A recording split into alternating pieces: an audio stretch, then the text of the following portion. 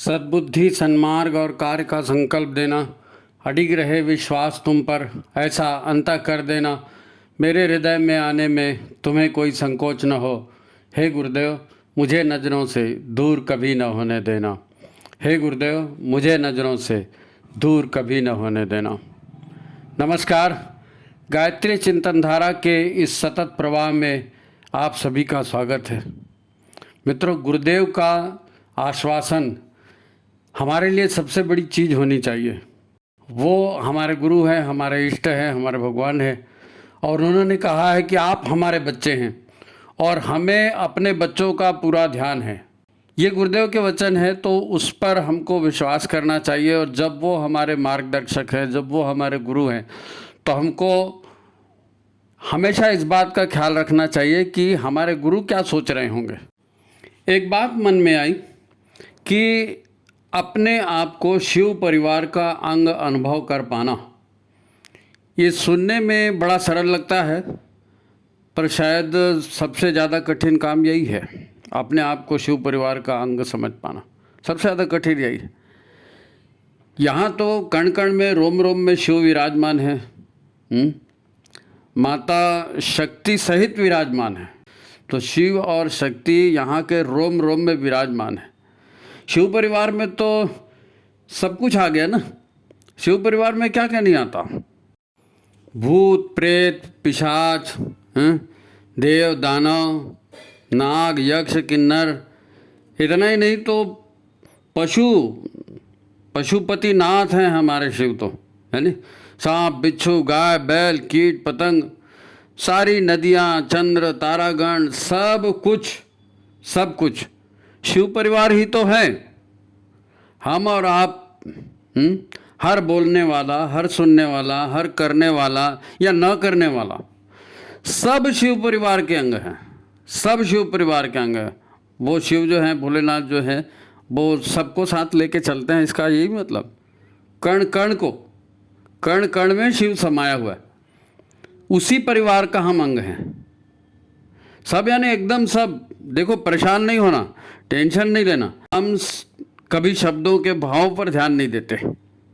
बोल तो देते हैं, पर क्या बोल रहे हैं, उसका भाव क्या है, ये इधर हम ध्यान नहीं देते हैं। अपनी मूढ़ मान्यताओं और अपनी भ्रांत धारणाओं से बंधे हुए हम बिना सोचे समझे अपने जीवन की यात्रा में चल रहे हैं। हमारे मन में जो बात आता है, बाती है, उसी हिसाब से हम काम करते हैं, उसी हिसाब से हम सोचते हैं। अब मन क्या है, जैसी परिस्थितियाँ रहती है वैसे मन में विचार आते हैं, वैसे भाव आते हैं। तो हम कहीं भी बुद्धि युक्त ढंग से, न्याय युक्त ढंग से, या हम शिव परिवार के सदस्य हैं तो हमारा कैसा व्यवहार होना चाहिए, उस ढंग से थोड़ी सोच कर काम करते हैं। हमारा चाल चलन बिल्कुल ऐसा होता है जैसे कोल्हू का बैल, उसके आँख में पट्टी बंधी होती है ना। वो घंटों दिन भर चलते रहता है, लेकिन रहता वहीं के वहीं है। उसको लगता है मैंने बहुत मेहनत की, मैं बहुत चल गया, कहाँ से कहाँ पहुँच गया। अरे बहुत नहीं चला भाई, तू वहीं के वहीं, और कोई बहुत बड़ा काम नहीं किया। तुम्हारे आँख में पट्टी बंधी है, उसी काम को कर रहा है, बार बार परेशान हो रहा है। फिर कहते हैं कि क्या करूं, मेरे पास टाइम नहीं है। अरे टाइम आएगा कहाँ से? उसी काम को, फालतू काम को बार बार करते रहेंगे और फिर टाइम बचेगा क्या? जो महत्वपूर्ण काम उनको प्राथमिकता देनी चाहिए ना। समय का संयम इसी को कहते हैं। तो कोल्हू के बैल से हमारा हाल कोई बहुत अच्छा है ऐसा नहीं है ना। पर इससे शिव और शक्ति को कोई फर्क नहीं पड़ता। शिव और शक्ति को कोई फर्क नहीं पड़ता। वो हमारे परिवार के मुखिया हैं, लेकिन उनको मालूम है सब बच्चे ऐसे करते रहते हैं। हम सारा जीवन समाप्त करके भी वहीं के वहीं रह जाते हैं। हम हैं तो ईश्वर पुत्र, शक्ति पुत्र, अमृत पुत्र, लेकिन उसके बावजूद भी दुख, तनाव, निराशा, अवसाद में के जीवन में पड़े रहते हैं। हमको विश्वास ही नहीं होता अपने अस्तित्व पर, हमको विश्वास ही नहीं होता अपने आप पर। उधर शिव से प्रार्थना भी करते हैं, शक्ति को माता कहते हैं, और उससे शक्ति को माता कह के कहते हैं दया करो माँ, दया करो। सुरक्षा की मांग करते हैं उनसे, पर आँखों की, दिमाग की, हृदय की पट्टी खोलकर वास्तविकता को जानने का प्रयास नहीं करते। वास्तविकता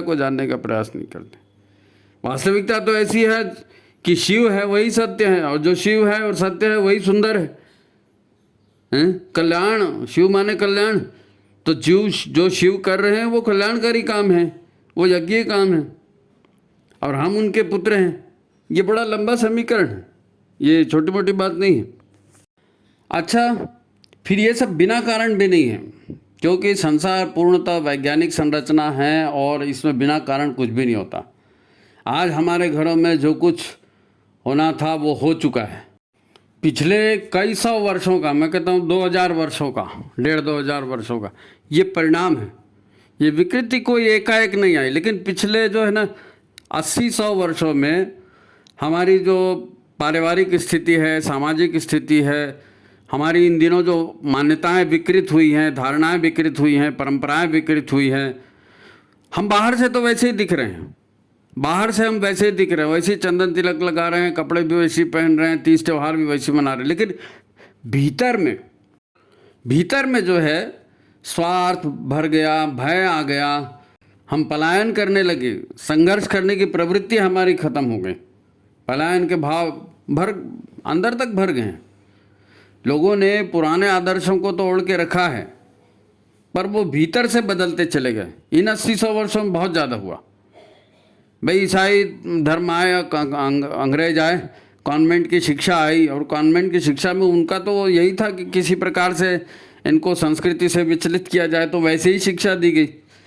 काले अंग्रेजों का पोषण तो कॉन्वेंट की शिक्षा से ही हुआ ना, कॉन्वेंट शिक्षा ने बड़ी महत्वपूर्ण भूमिका इसमें। तो ये सब धीरे धीरे भीतर से हमको बदलने की प्रक्रिया चल रही है, और इसका असर जो है हमारे समाज पर, हमारे जो है परिवार पर, और उसके बाद हमारे सुख दुख पर, व्यक्तिगत सुख दुख पर भी बहुत गहरा असर हुआ। आज जो समस्या इतनी भयंकर दिख रही है, ये कोई एक दिन में नहीं बढ़ी ना, एक दिन में नहीं बढ़ी। पिछले जो है ना लगभग 2500 वर्ष पकड़ लो आप, पिछले 2500 वर्षों से सत्य को मारा गया है, सत्य को नष्ट किया गया है, सत्य को कुंठित किया गया है, सत्य को विकृत किया गया।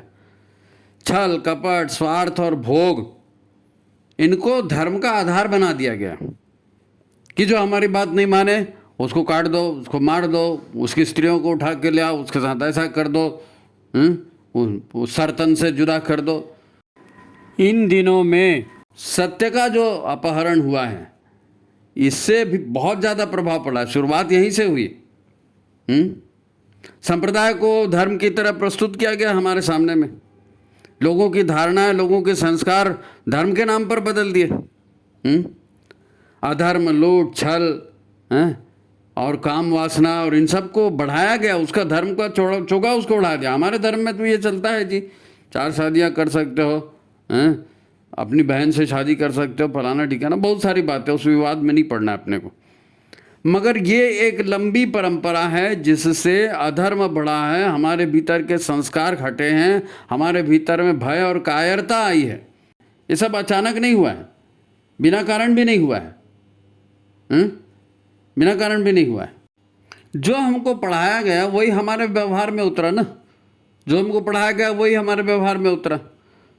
पृथ्वी, जल, वायु, अग्नि, आकाश 5 तत्व हैं, और इन 5 तत्वों का जो जीवन में आप सोच के देखो ना कि इसमें से कौन सा तत्व सुरक्षित रहा, कौन सा तत्व सुरक्षित। आज हम कहते हैं कि भाई मैं बहुत दुखी हूँ, परिवार में कोई मेरा साथ नहीं देता, या समाज में मेरा कोई साथ नहीं देता, या लोग अपने वचनों पर टिक नहीं रहते, सेवा सहायता नहीं करते। तो ये धर्म की हानि जिसको हम बोलते हैं, कोई एक दिन में नहीं हुआ ना, लगातार विकृत शिक्षा। भाई आपको अपनी जान बचानी है तो आप हमारा धर्म स्वीकार कर लो, नहीं तो मरने के लिए तैयार हो जाओ। तो जो स्वीकार नहीं कर सकते थे, मरना स्वीकार नहीं कर सकते थे, उन्होंने धर्म बदल लिया। अब लोगों को सुख शांति चाहिए।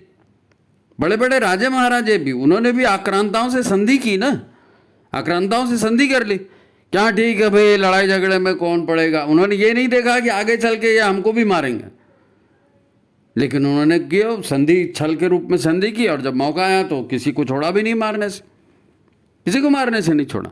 ये जितने भी कुप्रथाएं हम देखते हैं, घूंघट प्रथा देखते हैं, और बाल विवाह देखते हैं, और ये जितना भी नारी पर अत्याचार, फलाना ठिकाना, इवन की जो गालियां भी आज दी जाती हैं, ये भी सब आयातित संस्कृति की वजह से है।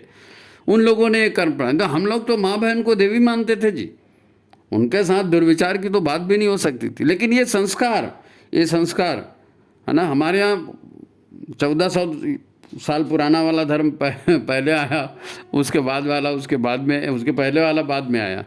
लेकिन है, विकृतियां हैं। शिक्षा में विकार हुआ, समाज में विकार हुआ, परिवार में उसका असर हुआ। परिवार में अब भाई 13 साल 14 साल की लड़कियों को उठा करके लेकर के जाएंगे तो उसका क्या होगा।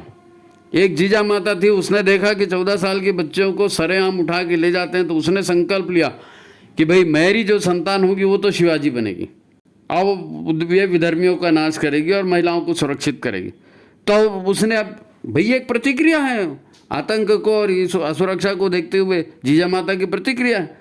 गुरु गोविंद सिंह ने प्रतिक्रिया दी, बंदा बैरागी ने प्रतिक्रिया दी, छत्रसाल ने प्रतिक्रिया दी। काहे के विरुद्ध? अत्याचार के विरुद्ध। ये प्रतिक्रिया नहीं थे। हरि सिंह नलवा, महाराजा रणजीत सिंह, ये जितने भी हुए हैं, इन्होंने धर्म की रक्षा के लिए, है ना, लोगों की सुख समृद्धि के लिए, माँ बहनों की इज्जत के लिए। तो वहीं ये जो वीर पुरुष थे, क्रांतिकारी थे, संत थे, है ना, लेकिन दूसरे तरह के भी लोग थे जो डर गए तो उन्होंने अपनी बहन बेटियों की शादियां उनके साथ कर दी। तो ये धीरे धीरे समाज में उस तरह के लोगों की संख्या बढ़ती गई, अब यही अंग्रेजों के समय भी हुआ। कैसे उन्होंने तरह तरह के कानून बनाए, नहीं भाई आप बच्चे को गोद नहीं ले सकते। वो लक्ष्मी झांसी का राज्य तो इसी आधार पर लिया ना कि बच्चे को गोद नहीं लग सकते, उसका कोई उत्तराधिकारी नहीं बनेगा वो।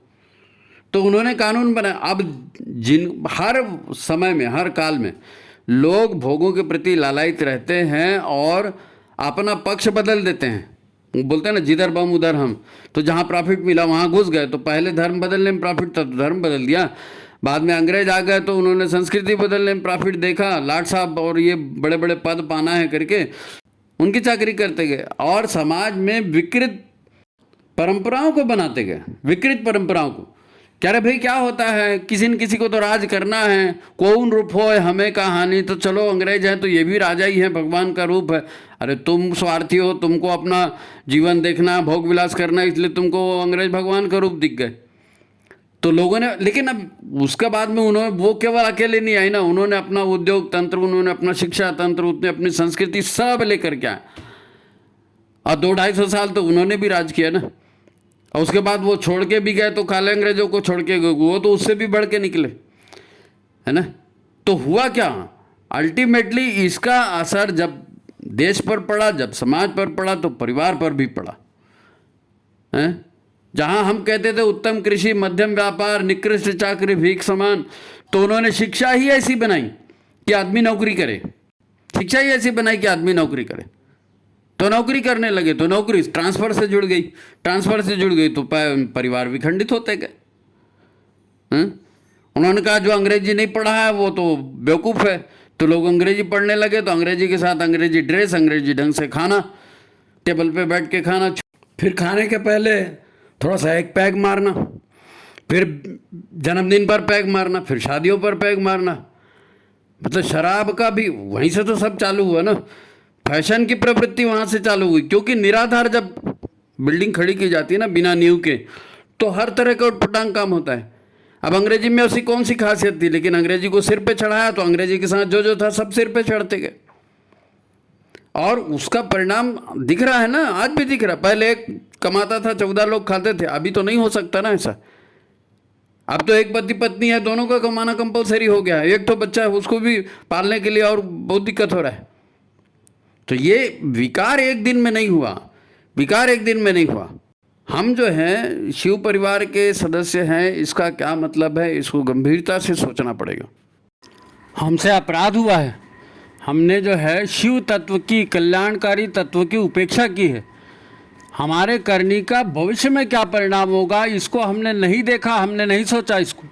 हम भूल गए कि वृक्ष में भी शिव है, उसमें भी जीवन है, वो हमारे लिए कल्याणकारी है। लेकिन हमने तो सोचा बस लकड़ी है, काटो पैसे कमाओ, जंगल के जंगल इसीलिए तो साफ हुए, अब उसके परिणाम भुगत रहे हैं। हमारे जलाशय, हमारी नदियाँ, इनसे हमको जीवन मिलता है, जल मिलता है, अमृत मिलता है, उसकी भी तो हमने उपेक्षा की। सबके सामने है, सब जानते हैं इसको, है नहीं। अब जब जंगल कटते गए और जंगल के पशुओं का शिकार, क्योंकि ईट ड्रिंक एंड बी मेरी, जो भी आप कर सकते करो, भगवान ने दुनिया हमारे भोग के लिए बनाई है। ये शिक्षा दी गई ना कि दुनिया हमारे भोग के लिए बनाई गई। अरे भाई जीवन है, लेन देन से चलता है। परिवार है ना, ये परिवार में लोग हमको देते हैं, हम लोगों को देते हैं, तब तो परिवार चलता है और सब एक दूसरे की सहायता करते हैं, इसलिए एक परिवार कहलाता है। सारा ब्रह्मांड एक है, पूरा शिवमय है, कण कण में शिव है, शिवमय है और हम उस परिवार के सदस्य हैं। अब इंस्टेंट तो सब चीज़ नहीं हो सकती कि अब भी हमने चाहा अब भी कि अब भी हो जाना चाहिए। हमारी मर्जी से कैसे चलेगा? विधाता का नियम है, उसके अपने हर एक कण की अपनी प्रॉपर्टी है, अपने गुण है, अपने लक्षण है, अपने स्वभाव है। वो हर कण अपने कर्तव्य से बंधा हुआ है, वो अपना काम करेगा, वो अपना काम करेगा। अब हम उसके अनुकूल चलते हैं तो ठीक है, अगर हम उसके अनुकूल नहीं चलते तो वो अपना काम थोड़ी बंद करेगा। हम उल्टे हो सकते हैं, वो क्यों उल्टा होगा? वो उल्टा नहीं होगा। तो हमको फिर प्रकृति के, ईश्वर के नियमों के अनुसार चलना पड़ेगा। ईश्वर को सर्वव्यापी न्यायकारी मानकर उसके अनुशासन को अपने जीवन में उतारना पड़ेगा। ये हमारे पिता का, ये हमारे ईश्वर का नियम है। हम बोलते हैं ना, त्वमेव माता च पिता त्वमेव बंधुश्च सखा त्वमेव विद्या द्रविणम त्वमेव सर्वम मम देव देव। तो ईश्वर को सर्वस्व माने और उसके हिसाब से चलना पड़ेगा। एक एक कण उसके हिसाब से चलता है, हम नहीं चलेंगे तो गलती हमारी। हमारे गुरु ने यही समझाया कि ईश्वर के हिसाब से चलना है, नहीं चलेंगे तो गलती हमारी। और अगर हम नहीं चलेंगे तो हम भुगतेंगे। ईश्वर का नियम टूटेगा तो सज़ा तो मिलनी है, सज़ा और कुछ नहीं है। ईश्वर का नियम टूटेंगे मतलब लोग, बाकी सारे कण, बाकी सारे प्राणी तो अपना कर्तव्य कर रहे हैं, हम ही उसके नियम को तोड़ रहे हैं। तो जो पटरी से नीचे उतरेगा उसका तो भंटा ढार होना तय है। देखो, इसी बात को जो है ना अपन ज़रा दूसरे नज़रिए से सोच के देखते हैं, दूसरे नज़रिए से सोच के। आज हमको जो भी परेशानियां हैं कि भाई पानी नहीं गिर रहा है, या फिर घर में लोग कहना नहीं मान रहे हैं, या हमारा पैसा नहीं पुर रहा है, या शरीर का स्वास्थ्य ठीक नहीं है।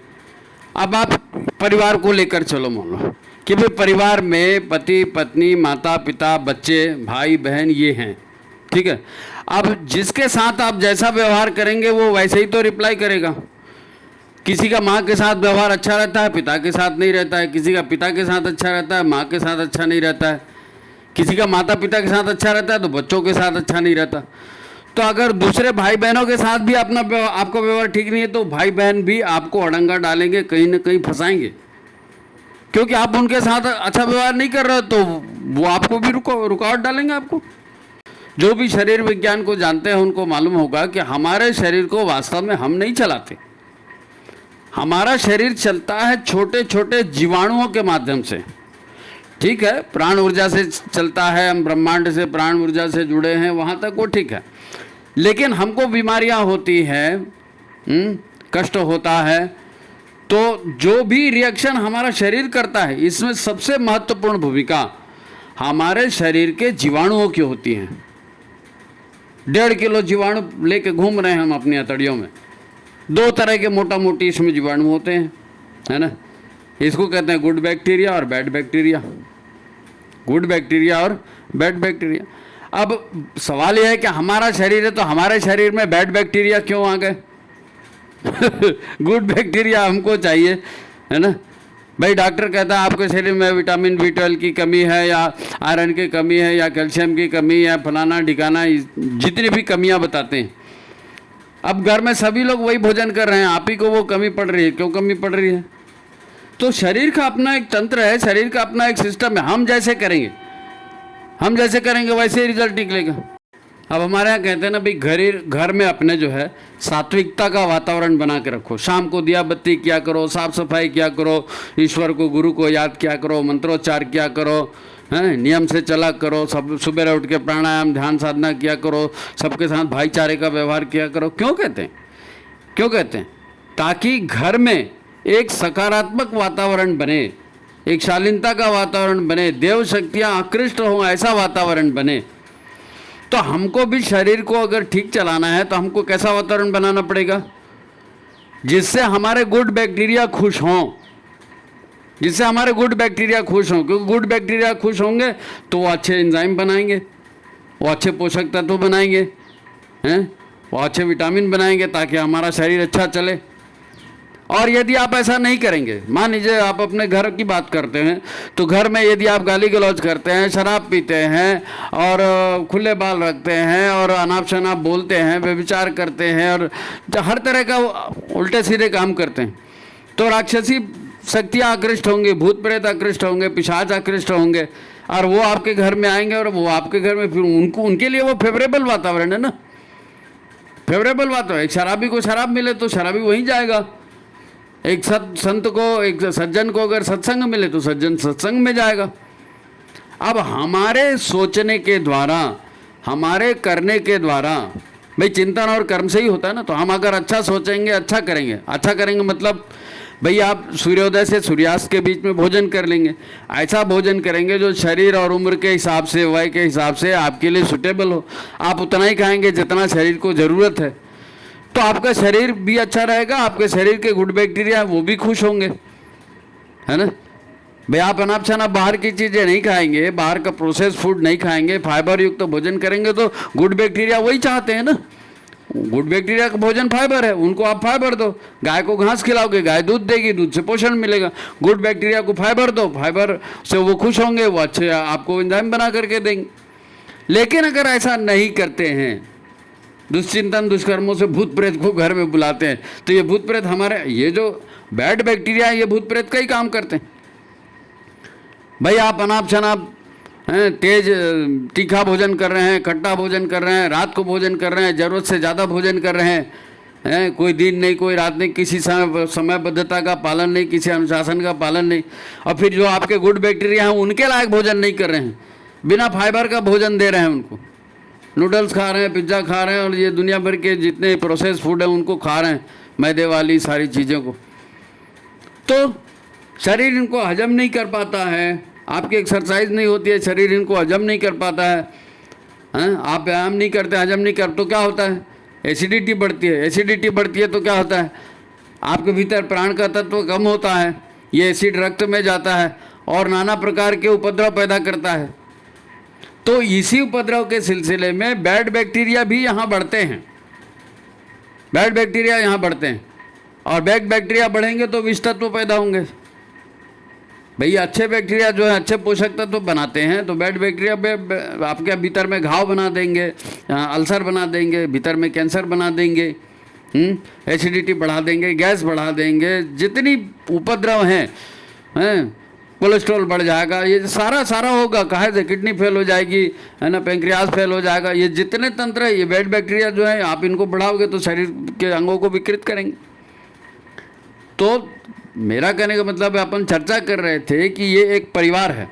अब हमारा शरीर भी एक परिवार है ना, यत् पिंडे तत् ब्रह्मांड है, हमारा शरीर भी एक परिवार है, ब्रह्मांड भी एक परिवार है। अब पृथ्वी मान लो अपनी धूरी से हट जाती है, सूर्य चंद्रमा कहीं मंगल से टकरा जाती है तो सब नष्ट होगा ना। वैसे ही हम हैं, हम जिसका भी बुरा करेंगे, माता का, पिता का, भाई का, बहन का, पड़ोसी का, किसी का भी बुरा करेंगे तो वो रिएक्ट करेगा, वो रिएक्ट करेगा तो फिर हमारे साथ पे हमको भी खराब लगेगा। कर्म परिणाम आंतरिक भी होते हैं, केवल बाहर का थोड़ी है। भाई शरीर चलता है हार्मोन से, एंजाइम से, छोटे छोटे पोषक तत्वों से। अब आप चाय खा रहे हो, कॉफ़ी, चाय और कॉफ़ी ले रहे हो, है ना। चाय कॉफ़ी लेने से क्या होता है, बहुत सारे जैसे आयरन है, कैल्शियम है, इनको ये खा जाते हैं, हजम कर जाते हैं, कोट कर जाते हैं। आप आर्टिफिशियल गोलियां लेते हो, आर्टिफिशियल गोलियां शरीर पर काम नहीं करती, शरीर को ओरिजिनल चाहिए। तो जिसको जो ज़रूरत है वो अगर उसको नहीं मिलेगा तो शरीर अपने आप को रिकवर नहीं कर सकता। भाई आप कपालभाति करते हैं, भ्रामरी प्राणायाम करते हैं, अनुलोम विलोम प्राणायाम करते हैं, प्राण का संचार शरीर में बढ़ाते हैं, अब केवल भ्रामरी प्राणायाम करो। अगर केवल भ्रामरी प्राणायाम आप करते हैं तो आपके मस्तिष्क में विशेष तरह की तरंगें पैदा होती है, वो तरंगें आपको रिलैक्स करती हैं, आपको नींद नहीं आती है, आपको शरीर में चिंता है, तनाव है ना, आक्रोश है, डिप्रेशन है, तो वो दूर होगा उससे।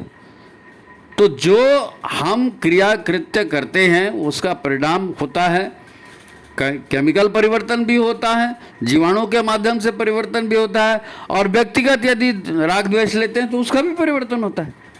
तो कुल मिलाकर परिवार है, मनुष्य है, पशु है, हार्मोन्स हैं, केमिकल्स हैं, ये सब एक्शन रिएक्शन करते हैं, एक्शन रिएक्शन, क्रिया प्रतिक्रिया, उसी से संसार चलता है।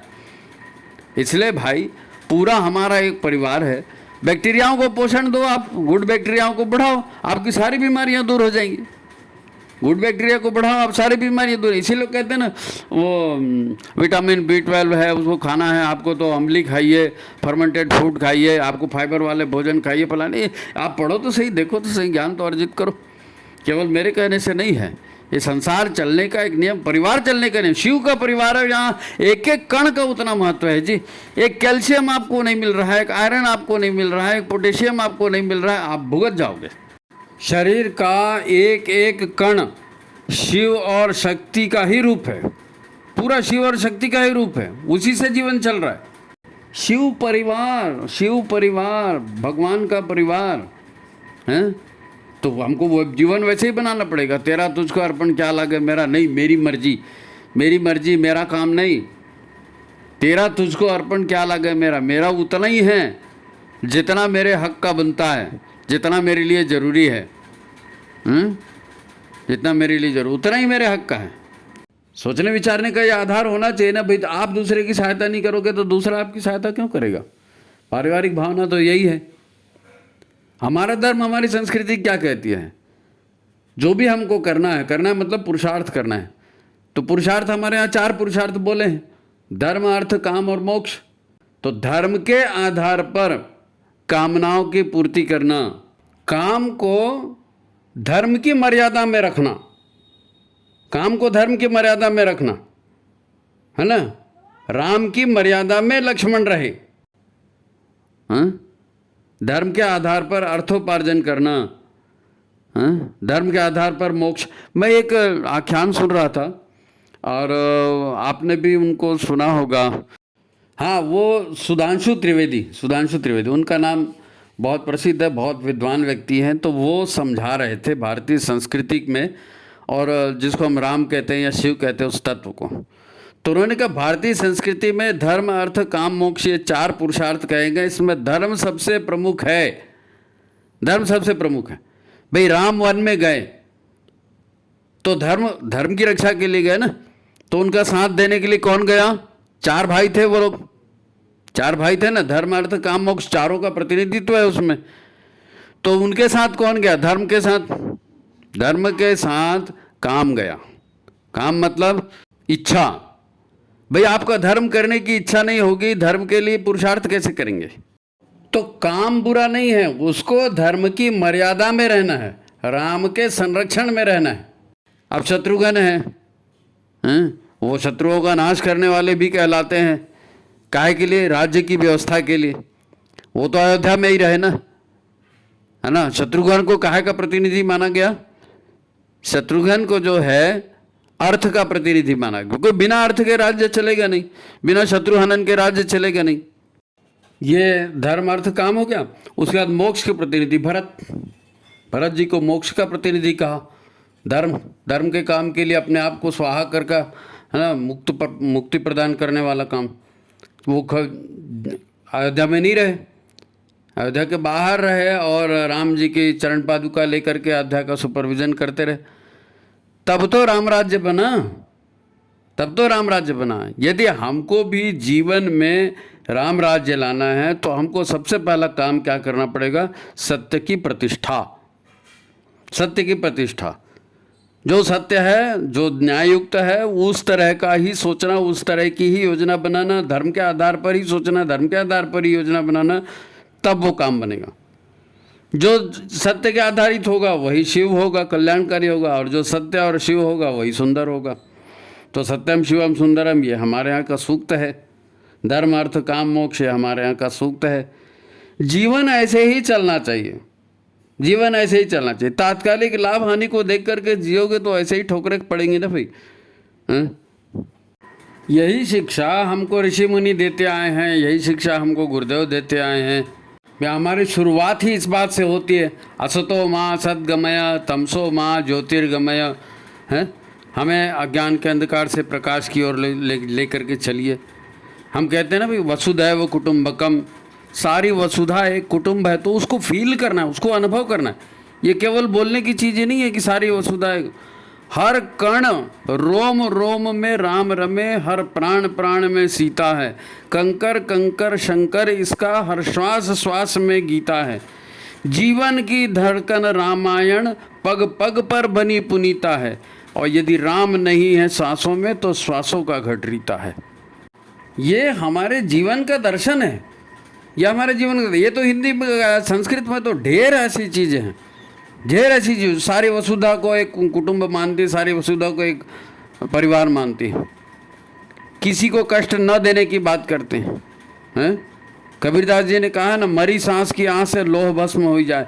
आप किसी भी कमज़ोर से कमज़ोर प्राणी को भी यदि दुख दे रहे हैं तो वो क्या होगा, आपके ऊपर उसका रिएक्शन आने वाला है। आपको पूरा एक ही परिवार है ना, यहाँ से आप निकालोगे तो वहाँ दोगे।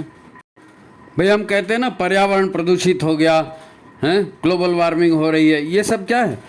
आपने वायु को अशुद्ध किया, आपने जल को अशुद्ध किया, आपने ज़मीन को अशुद्ध किया, आपने हर चीज़ को अशुद्ध किया। तो जिसको जिसको आपने अपने सुविधा के लिए, अपने भोग के लिए, अपने आलस्य के लिए डिस्टर्ब किया है, तो वो रिएक्ट करेगा और वो आपसे बदला लेगा।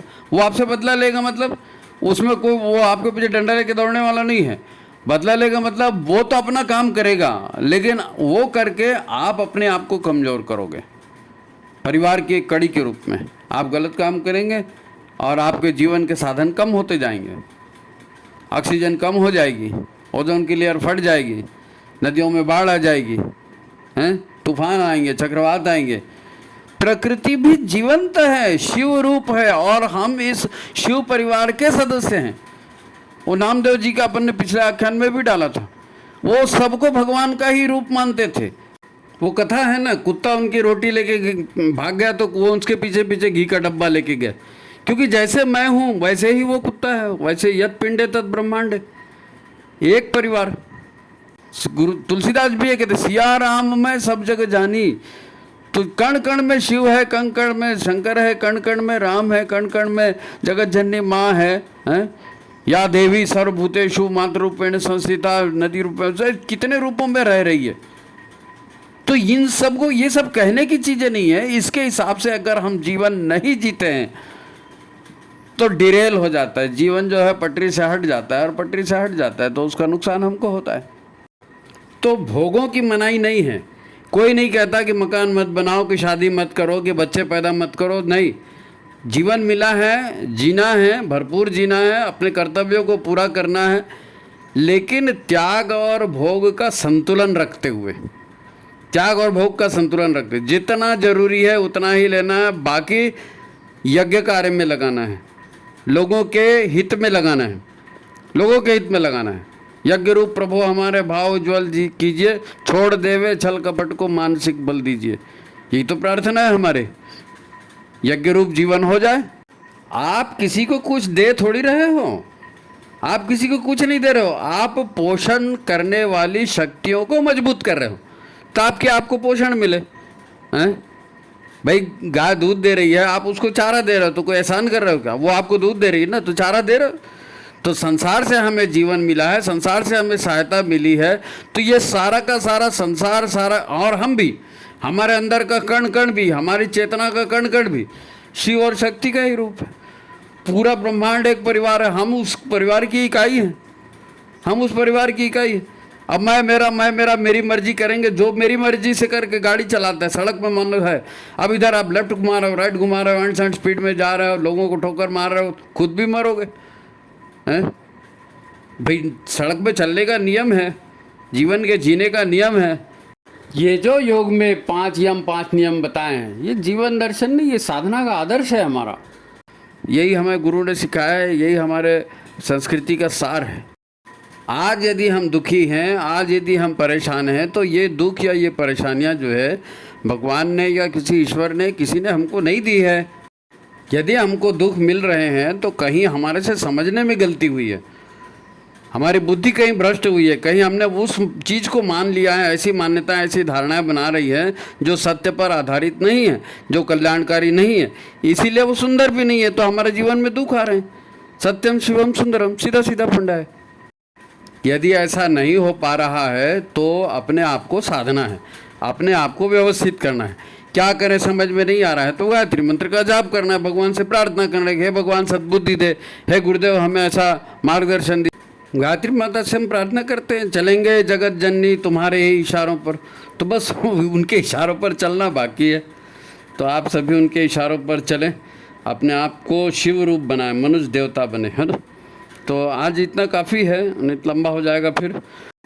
तो अंत में मित्रों, अभी तक हमने सत्य, न्याय और प्रेम और श्रद्धा और सेवा और यज्ञ और इसी की बात की, लेकिन इसका एक पक्ष और भी है, इसका एक पक्ष और भी है। भाई हम शिवाजी महाराज को मानते हैं, गुरु गोविंद सिंह को मानते हैं, महाराणा प्रताप को मानते हैं, है ना, भगवान सभी देवी देवताओं को मानते हैं। इनने क्या किया है? इन्होंने अनीति के विरुद्ध, जिससे लोगों का अहित हो रहा था, उसके विरुद्ध शस्त्र उठाए। बस हर हमारे देवी देवता के हाथ में शस्त्र है। गुरुदेव ने स्वयं कहा है कि हम सज्जनों को संगठित करेंगे और अनीति से लोहा लेंगे। व्हाट इज़ दिस लोहा लेंगे? लोहा लेंगे का क्या मतलब है? लोहा लेंगे मतलब लड़ाई करेंगे, संघर्ष करेंगे, उनका विनाश करेंगे। ये अधर्म नहीं है। लोक हित में किए जाने वाले कार्य को यज्ञ कहते हैं। अगर डॉक्टर कोई ऑपरेशन करता है, किसी व्यक्ति पर छुरी चाकू चलाता है, तो वो हिंसा नहीं करता, वो यज्ञ करता है। तो क्या करना है क्या नहीं करना है, इस पर ज़रा बुद्धि लगाना है, दिमाग लगाना है। अहिंसा का मतलब ये नहीं होता कि तलवार हाथ में नहीं लेना और शस्त्र हाथ में नहीं लेना। आज जब महिलाओं की सुरक्षा करनी है, देश की सुरक्षा करनी है, आप बोलोगे साहब हम अहिंसा, ऐसा नहीं होता ना। भगवान कृष्ण ने स्वयं कहा है, अहिंसा परमो धर्मः, धर्म हिंसा तथैव च। अगर अहिंसा को हम धर्म कह रहे हैं तो इसका मतलब ये नहीं है कि हमेशा चुपचाप रहना है। अन्याय अनीति करने वालों के विरुद्ध शस्त्र उठाना, उनके साथ हिंसा करना, उनका नाश करना, ये भी धर्म है, ये भी धर्म है, युग धर्म है। शिवाजी ने वही किया, महाराणा प्रताप ने वही किया, गुरु गोविंद सिंह ने वही किया, बंदा बहादुर ने वही किया, हमारी सेनाएं वही करती हैं। नहीं होना चाहिए। दुर्गा ने क्या किया? इतने असुरों का वध किया। राम ने क्या किया? कृष्ण ने क्या किया? ये तो धर्म है, ये धर्म है। शिव परिवार की रीति नीति यही है। जब प्रकृति अधर्म को सहन नहीं कर सकती तो शिव परिवार कैसे? हम भी तो शिव परिवार के सदस्य हैं। खैर ठीक है, 2-4 बार इसको आप सुनिए, है ना। ये सारे जो वीडियो बनते हैं विचार क्रांति अभियान के व्यवहारिक स्वरूप को बताने के लिए बनते हैं। मनुष्य देवता बने, परिवार अच्छे बने, समाज अच्छा बने, उसके लिए, उसका मर्म समझाने के लिए हमको कब क्या करना है, गुरुदेव का संदेश। यदि आपको अच्छा लगता है तो आप लाइक करिए, ज़्यादा से ज़्यादा लोगों तक शेयर कीजिए। ठीक है, आज की बात समाप्त। सभी को प्रणाम, नमस्कार।